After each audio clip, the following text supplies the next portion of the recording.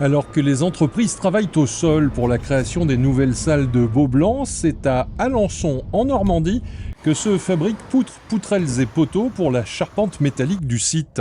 Vous avez des charpentiers qui font du standard, donc souvent les hangars agricoles. Vous dites je veux un hangar de 20 mètres par 30, et ben voilà, il est capable de vous faire du 20 mètres par 30 et il vous sort le standard.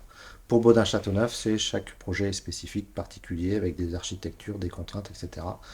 Un projet, une affaire, une spécificité.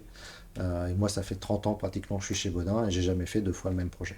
Un projet XXL avec des portées importantes, au final pas loin d'1 millier de pièces à produire pour que la charpente, sur mesure, soit complète. La difficulté de ces ouvrages-là, c'est que ça a l'air simple, mais ça ne l'est pas, parce que vous êtes sur un tube.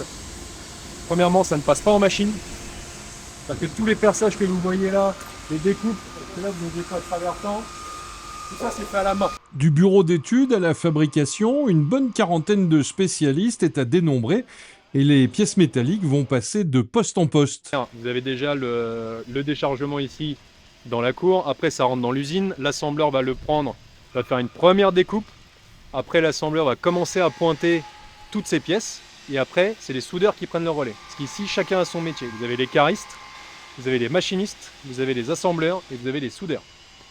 Et chacun a son rôle. Un assembleur ne soude pas du tout, il fait que du pointage.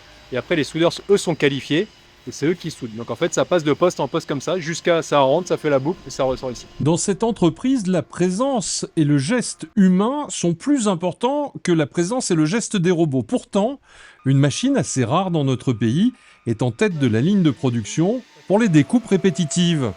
Vraiment la faible valeur en machine pour vraiment bénéficier de nos gars à 100% sur vraiment les gros assemblages. Au bureau, les préparateurs méthodes, ils font une mise en paquet. C'est-à-dire qu'en fonction de ce qui sort du bureau d'études, ils vont créer des paquets pour l'opérateur. Fortement qualifiés, les soudeurs interviennent sur les parties sensibles de la future charpente.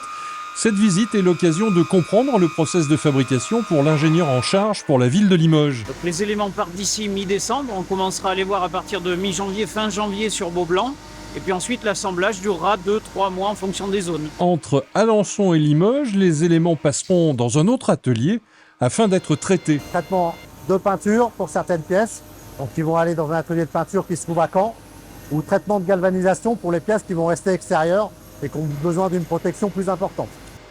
Le chantier des salles annexes de Beaublanc devrait être terminé en 2027. Ensuite commenceront les travaux de la restauration du Palais des Sports qui a ouvert ses portes pour la première fois en 1981.